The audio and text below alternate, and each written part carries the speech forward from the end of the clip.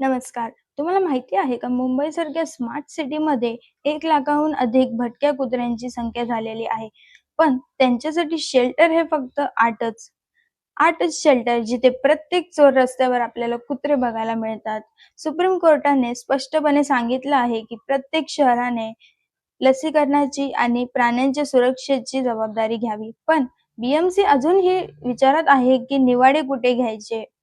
पण जर लवकरात लवकर लसीकरण नाही केलं, तर कुत्रे चावण्याचे प्रकार हे वाढत जाणार आणि नागरिकांमध्ये तर यामुळे भीतीचं वातावरण पाहायला मिळत आहे. विशेषतः छोट्या मुलांमध्ये, वृद्ध व्यक्तींमध्ये आणि जॉगिंगला जाणाऱ्यांमध्ये. तर यामध्ये कुत्र्यांची काय चूक आहे? त्यांना लसीकरणाची लवकरात लवकर गरज आहे.